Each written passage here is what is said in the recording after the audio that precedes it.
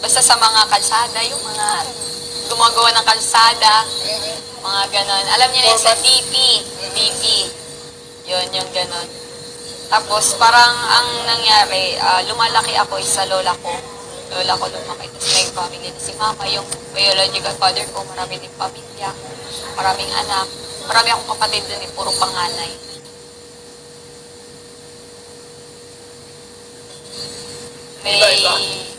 May ilan ba siyang anak doon, mga dalawang tatlo, pataas. Ako lang yung nag-iisa, kay mama. Yung tunay kong papa, pulis din. Mas nakulong. Oo, yun nakulong siya. Tapos, hanggang ngayon nakulong ko din siya. Storytelling. Maganda yung story nun sa akin, no? Yung story ko ba? Kinukwento mo sa Oo, kanila? ano to? Okay. Tapos, parang ayun nga, parang ang nangyari. What?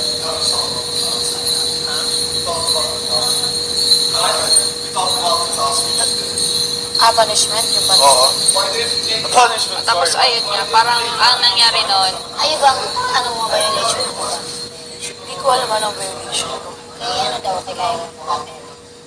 Kapel, sabi niya. Sa'yo. Tingin ko lang. Kasi, Kaya kagabi, takot ng lapel. nag-livestream sa ko. Hindi siya naka-on. Nag-confession room ako, hindi siya naka-on. Hindi ko alam. Dalawa sa akin eh. yun nga, parang ang nangyari nun, parang lumalaki ako na walang mama, walang papa. Enjoy, guys. Oo, sige, go. Dito na lang. Tapos parang nung boyish kasi ako nung bata ako, boyish ako. Tapos nung mga high school ako, umuwi ako ng Manila. Nag-aral ako 1 taon dito sa Manila.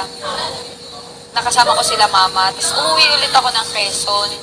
Tapos nung high school na ako, syempre nagdadalaga na. Kasi yung bulate. Sa sarbitok. Tapos parang nangyari, ini-encourage nila akong sumali ng majorette, mag-beauty queen. Kasi yung mama ko, beauty queen.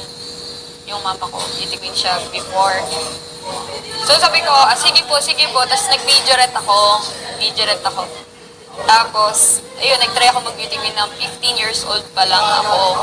Tapos after nun, dire-diretso na. Like, naglaban ako ng school. After ng school, buong bayan. After ng buong bayan, buong province, buong Quezon province.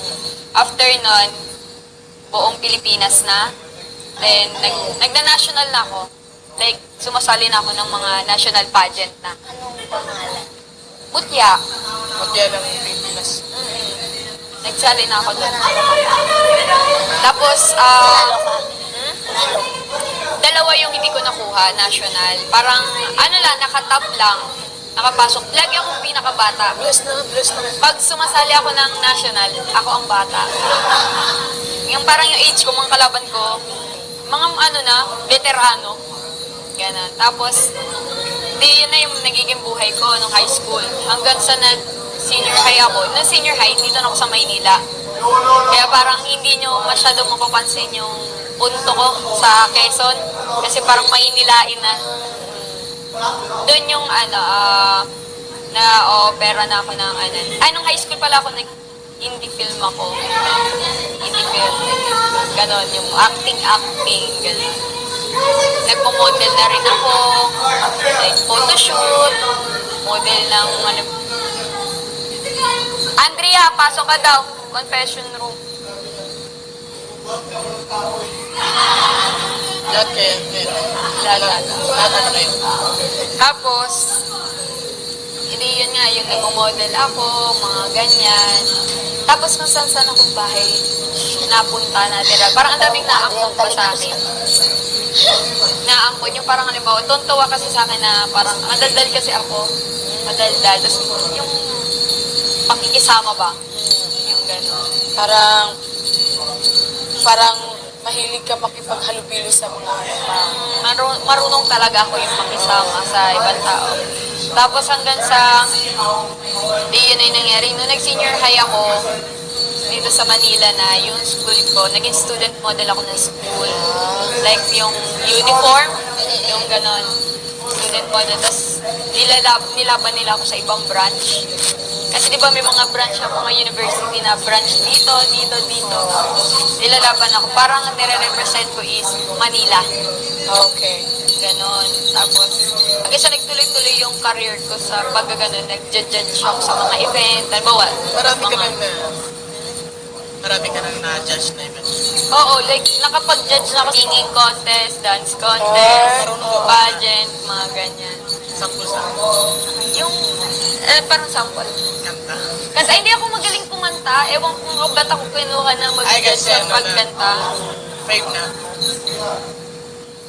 May title na kasi. Hmm? May title ka na. Siguro. Pero dito yun eh, dito yun sa Manila, yung nag-ano ako, parang tawag ng basayan. Tapos, after nun, no, nitong nag-mutya na ako, kinuha ako na kinuha ako ng isang pwede ba yun? Letter V siya, na agency. Wag na lang Oo. yan. Basta yung letter B, na agency. Like yung mga mag-aartista na talaga. Viva? Saan kayo? Viva? Ah, okay. Sige, go. Viva? Oo. Viva yun? Pwede, di ba? Yan, basta yun.